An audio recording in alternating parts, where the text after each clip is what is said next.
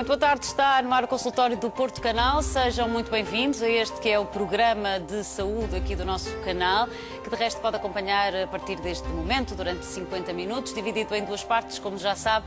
Primeira parte, hoje vamos dedicar ao Dia Mundial de Consciencialização para a esclerose tuberosa. Este dia assinala-se no próximo dia 15, estamos aqui a antecipá-lo. Vamos então dedicar esta primeira parte a este tema. Posso passar a apresentar então os meus convidados, começando pelas senhoras, obviamente. Micaela Rosenberg é presidente da Associação Portuguesa de Esclerose Tuberosa, é também mãe de uma menina com esta doença. Muito obrigada pela sua presença. Obrigada. Seja muito bem-vinda aqui ao consultório do Porto Canal.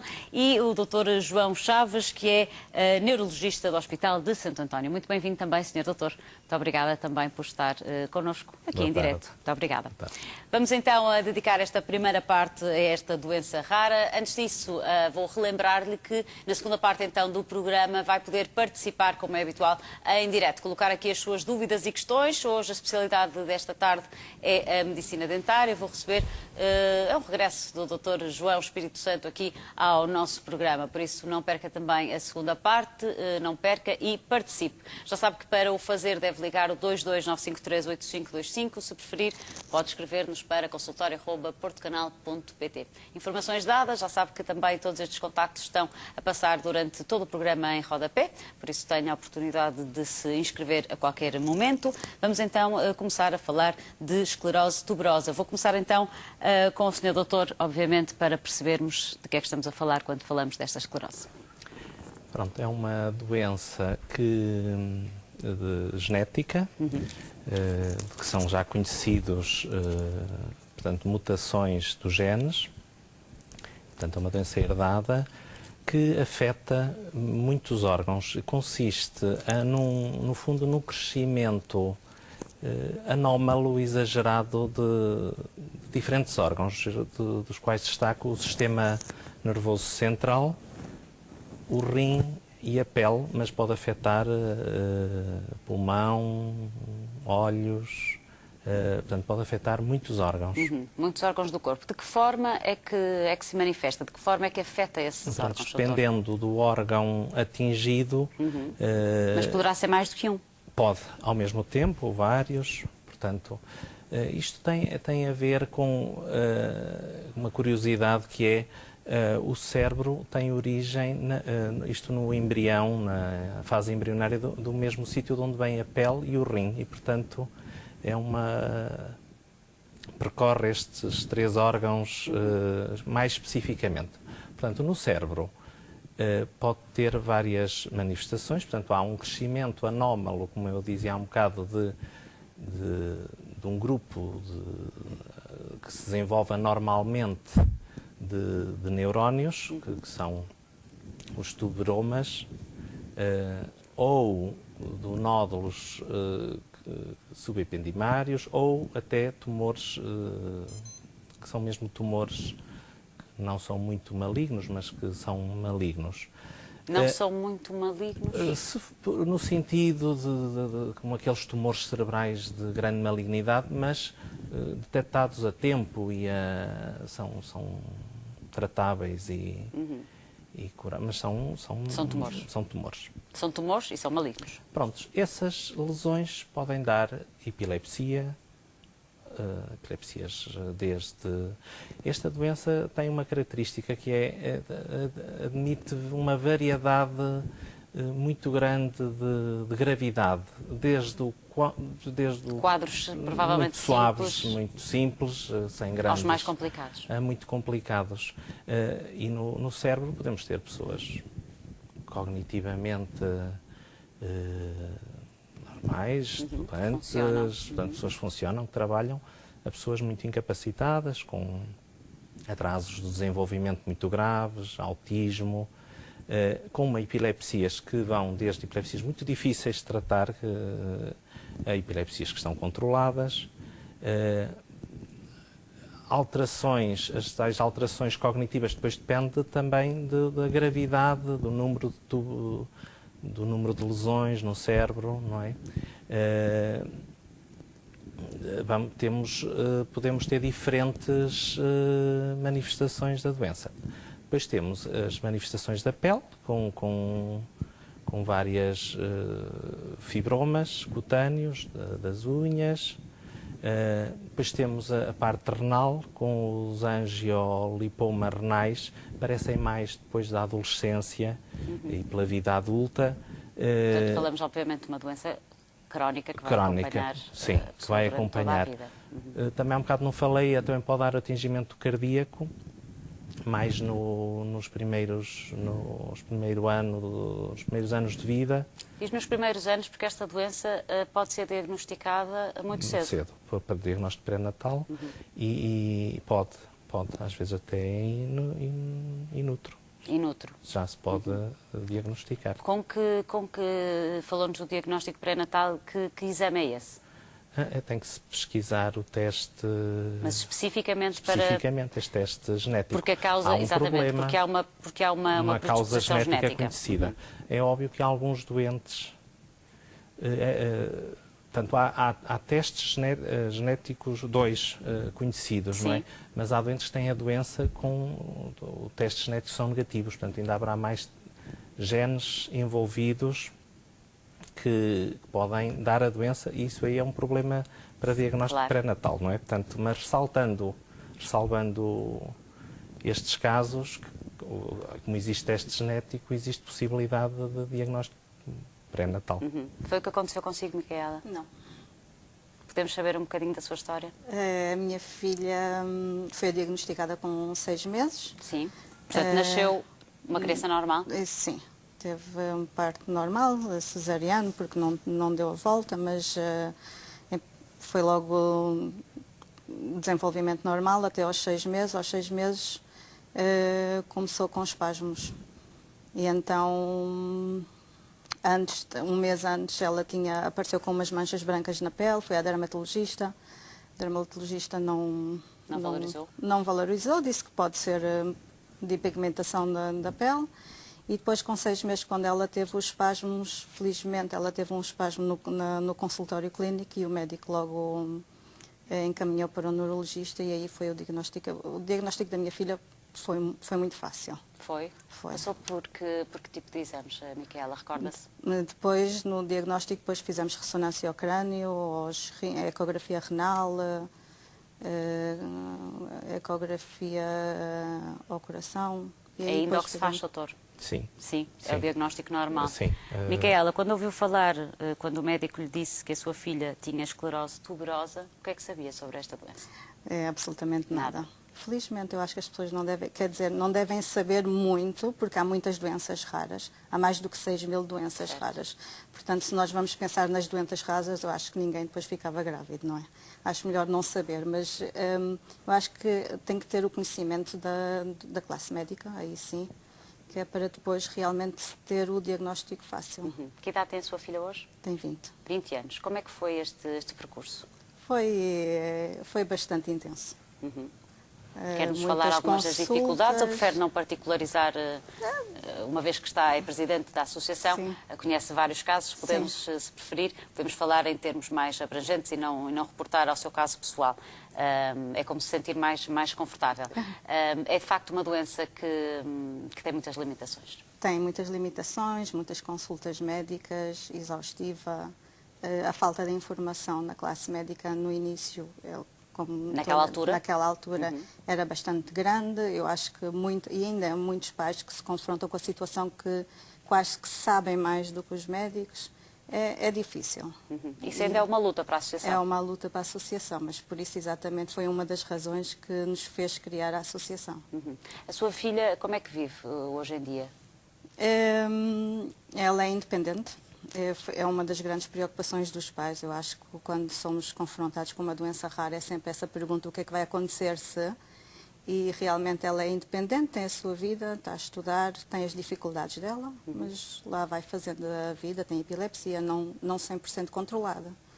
Portanto, há preocupações. Claro que sim. Claro que sim, todos os filhos nos dão preocupações, de resto, não é? Soutor, a história da filha da Micaela será igual a muitas outras ou não? É uma história típica, mais ou menos típica. Portanto, os doentes podem ser independentes, ter a capacidade de estudar, de fazerem uma vida sim, normal? é o que eu dizia há um bocado. é uma doença que admite gravidades um espectro de gravidades. Que é difícil estarmos aqui a particularizar, Desde pessoas com cursos superiores, que têm uma vida normal e que ninguém se apercebe que são doentes, a crianças muito incapacitadas intelectualmente, com epilepsias muito difíceis de tratar, portanto, com autismo, com dificuldades de comunicação. Portanto, há uma diversidade muito grande. O que torna mais difícil encontrarmos, por exemplo, formas de tratamento para a doença? O que dificulta a investigação a todos os níveis nesta doença? Também. E também de dizer aos pais como é que vai ser, agora tem este diagnóstico, o que é que vai ser o futuro. A gente também, sinceramente, não pode. Há alguns fatores, se tiver muitas lesões cerebrais, se tiver muitas lesões, já poderão mais ou menos, sim. Mas às vezes não podemos fazer. É tudo muito imprevisível. Não temos ainda conhecimentos de perceber. Este menino tem esclerose tuberosa, é um facto, mas como é que vai ser o futuro? Porque admite-se muitas variedades, muitos quadros clínicos, não é? O que a Micaela relatou é uma das apresentações mais ou menos típicas da esclerose tuberosa, que é uma epilepsia por espasmos no primeiro ano de vida, que nós isso sabemos, não é? Quando um menino consegue-se controlar. Algumas vezes Micaela, temos medicamentos para isso? Às vezes sim, às vezes não. É uma epilepsia refratária, muito difícil de controlar. E é uma das intervenções mais importantes, porque depois também vai, como o doutor estava a dizer, o prognóstico depois depende muito da epilepsia. A sua filha tem vontade de ter filhos? Eu acho que ela apercebeu-se da dificuldade e da possibilidade de transmitir. Aqui está o grande problema, não é, doutor? Sabendo à partida que os filhos podem... Sim, são doenças genéticas. São doenças genéticas. Portanto, a probabilidade é de facto muito grande? É 50%. 50%? É autossómica dominante. São uma doença autossómica, chamamos de autossómica dominante, portanto 50% dos filhos podem vir a ter a doença. Lá está, com um espectro que a gente não sabe se nada grave a muito grave. Certo. Tratamentos vão variar também consoante, obviamente, esse grau de gravidade? Prontos, temos os antipiléticos, não é? Para estes casos? Há antipiléticos, por acaso, concretos para a esclerose tuberosa, que são muito eficazes na esclerose tuberosa. Mas todos os antipiléticos para a epilepsia são usados e devem ser tentados. O nosso objetivo é controlar a epilepsia, não é? E prevenir todas as incapacidades que as crises epiléticas trazem a estes doentes. Portanto, há os antipiléticos, nós temos que tentar, é o que nós fazemos nas consultas, um atrás do outro, tentar, porque às vezes consegue-se, não é? Com diferentes combinações, diferentes doses. Depois temos a possibilidade da dieta cetogénica, quando se esgotam os antipiléticos. E o que é isso, doutor? A dieta cetogénica baseia-se em tentar... Portanto, nós se consumirmos pouca glicose, poucos hidratos de carbono, o nosso corpo tem que ir buscar às gorduras, aos lipídios, a energia. E ao ir buscar aos lipídios, libertam-se corpos cetónicos que dão uma certa acidose ao organismo. E a acidose, sabe-se, que protege das crises. Portanto, é uma dieta rica em gorduras, pobre em hidratos de carbono, que promove a acidose, mas tem muito bons resultados nos doentes com epilepsia e com esclerose tuberosa. Pode ser uma solução para estes doentes. a cirurgia. Nós, se descobrirmos que um determinado o doente tem várias lesões cerebrais e sabemos, pela nossa investigação, que há uma das lesões que é ela a responsável pela epilepsia, podemos fazer a cirurgia da epilepsia, tentar tirar essa lesão que nos parece que está a dar a epilepsia. É óbvio que são casos, como calcula, complicados, porque temos às vezes várias lesões, temos que descobrir qual delas é que está a gerar a epilepsia. Portanto, são doentes que têm que estar sistematicamente acompanhados. Sim, sim. Ainda por cima, e vigiados para vigiarmos estas lesões. Elas não são em si malignas, mas temos que as ir vigiando. Com que regularidade é que estamos a falar? Depende dos 4, casos. 6 meses em consultas. Se as epilepsias estiverem pouco controladas, temos que apertar mais as consultas. Surgiu agora, tanto esta doença tem sido muito investigada e surgiu agora estão a surgir agora medicamentos, já há 2 anos a esta parte,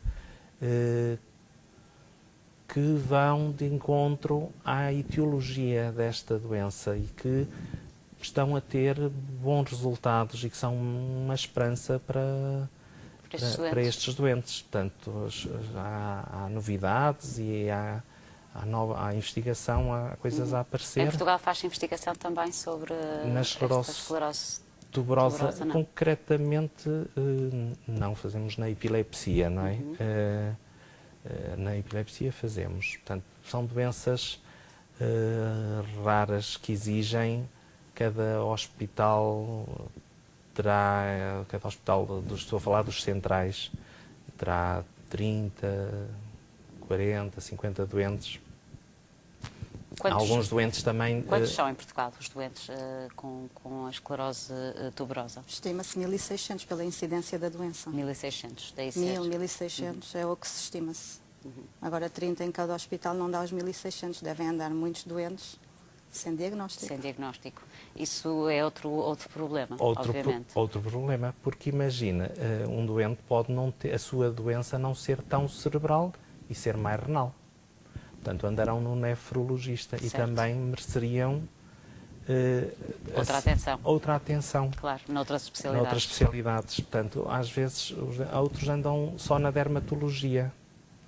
Porque esta doença realmente é um exemplo de uma doença que exige equipas multidisciplinares. Este é um bom exemplo de uma... Isto pode trazer consequências graves para um doente, a estar subdiagnosticado? Claro, porque repare, como eu disse há um bocado, estas lesões podem ir crescendo. Claro. As cerebrais, as renais, e se não se vigiar, não se detecta, não é? Ou quando se detectam as lesões renais, às vezes já é com o rim já quase destruído. Ainda por cima, agora temos tratamentos que são eficazes nas lesões cerebrais e nas lesões renais. Portanto, em todas as lesões. Já conseguimos atuar? Já conseguimos atuar. Portanto, ainda mais temos que nos preocupar com estes doentes, para que estes doentes deviam ser concentrados em consultas de referência para... Eu sei que a Micaela vai ter muito a dizer sobre isso daqui a pouco, quando falarmos da grande missão da associação. Doutor, a hiperatividade também está associada a esta doença? Sim, é uma das manifestações neurológicas. Em termos cerebrais, pode admitir normalidade, debilidade cognitiva, depressão, hiperatividade e, o pior, o autismo, ou as alterações graves do comportamento, sim. É uma das possíveis manifestações clínicas. Uma das imensas manifestações clínicas. Micaela, agora consigo. Vai apresentar-nos, faz favor, esta associação e tal. Quais são os grandes objetivos, quais são as grandes lutas e os grandes sonhos, usando aqui as palavras do Sr. Doutor? Obviamente, realmente é informar, chegar aos doentes. Eu acho que há uma falta de informação onde é que estão os doentes. localizá-los, porque sabemos que estes doentes têm muita falta de informação. De informação no geral? No geral, sobre a doença, sobre Portanto, o tratamento. o que estamos a fazer aqui hoje, por exemplo, é aquilo que é preciso fazer, Exatamente. é falar sobre a doença. Agradecemos imenso sempre. Não, não sim. precisa de agradecer, obviamente, nós também não, temos essa missão. Exatamente, mas é falar sobre falar sobre a esclerose tuberosa. Ninguém conhece o nome, mas há muitos doentes e 1.600 doentes não é assim tão muitas pouco. pessoas, Sim, claro. são muitas pessoas. A associação tem com ela no registro cerca de 120 doentes, portanto ainda há muito trabalho para ser feito pela associação. E o que é que fazem? Nós promovemos encontros de família, onde trazemos renomes internacionais e também criamos encontros nacionais para médicos. Falou há pouco que também achava que os médicos cada vez mais têm que olhar para esta doença. Sim, eu acho que a maneira das doenças raras, e em específico na esclerose tuberosa, faz todo o sentido de ter centros de referência. Os doentes não podem serem tratados por um médico. O médico não vai ter o interesse e a curiosidade de ir à procura de tratamentos. Se estiverem centrados 20 ou 30, como claro. está o Dr. João Chaves a falar, realmente o tratamento desses doentes vai ser mais adequado. E essa é uma das grandes preocupações da associação, o tratamento adequado dos doentes e a informação das famílias faz parte. Muitas vezes nós temos doentes que vão aos médicos e dizem, não, nós ouvimos isto no encontro de família e queremos este tratamento. Muito bem. E realmente faz parte dessa informação importante da associação. Do outro lado, na classe médica, é realmente falar com os hospitais, estar em contacto com o Ministério, criar estas equipas que já existem nos hospitais, mas para falarem entre elas, para debaterem um doente em todos os aspectos e não só por órgãos, não é? Tem que se falar se há um medicamento que trata o cérebro, a nefrologia, a pele, não é? Então tem que estar todos a falar que é para ter uma solução mais adequada para o doente. E com isso, para este dia, optaram por enviar algumas mensagens. Sim, em formas de postais. Este ano apostamos em mensagens muito personalizadas para enviar para a Assembleia da República. Temos alguns postais para mostrar. E realmente eu acho que conseguimos. Foram estas as mensagens, os postais.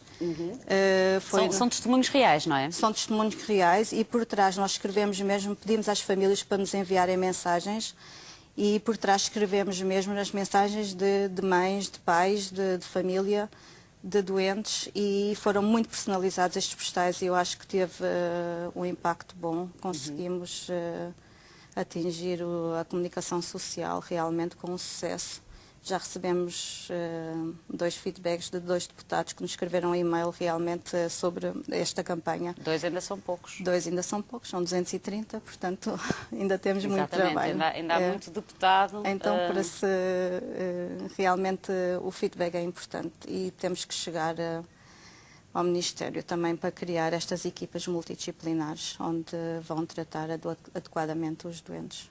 São muitas as dificuldades que estes doentes ainda ultrapassam? Sim, ainda temos. Nomeadamente? Só, por exemplo, crianças na idade da pediatria, se têm consulta, se têm que ser vistos por um neurologista, por um nefrologista, pela dermatologista, fazer ressonâncias. Quantas consultas por ano é que estes doentes andam? Quantas famílias perdem tempo em consultas e em vez de fazer tudo no mesmo dia? Podiam fazer tudo no mesmo dia, estas consultas. É uma dos seus sonhos, é uma das suas lutas. Eu acho que é como é que olha para o da futuro, associação. Micaela? O futuro... Depois de tudo aquilo que passou, porque também é um testemunho vivo do que é esta doença. O que é que acredita que vem aí? Eu acho que vem tratamento. Eu acho que o tratamento estão a investir muito na investigação mundialmente. Eu acho que aí vai trazer, eu acho que há uma mudança muito grande nos últimos 10 anos, com soluções. E por essa causa, exatamente, nós este ano estamos a organizar o Congresso Internacional de Esclerose Tuberosa pela primeira vez em Portugal. Quando é que vai ser? Em novembro, 3 a 5 de novembro, na Fundação Champalimau, e vamos trazer para Portugal todos os renomes internacionais e também investigadores. Isso vai ter muito peso, obviamente. E sim, e queríamos mostrar também à classe médica e ao Ministério que realmente há soluções e devemos adaptá-las em Portugal também. Espero então recebê-la também nessa altura para nos contar como é que vai correr esse encontro. De resto, Gostaria também de deixar aqui o site da associação, corrija-me se eu estiver errada, www.esclerosetuberosa.org.pt. É este? Sim. Portanto, para qualquer dúvida, informação que precise, pode sempre então recorrer à Associação de Esclerose Tuberosa, www.esclerosetuberosa.org.pt. Vou agradecer aos dois convidados por terem estado aqui em direto no consultório. Muito obrigada pela vossa presença. Obrigada, Micaela, também por nos ter aberto um bocadinho daquilo que é a sua história pessoal. Muito obrigada por isso. Vamos fechar então esta primeira parte. Daqui a pouco recebo o Dr. João Espírito Santo, é médico-dentista. Já sabe que conto com a sua participação. 229538525 é o número de telefone. Se preferir, pode escrever-nos por e-mail, consultório@portocanal.pt. É um curtíssimo intervalo. Até já.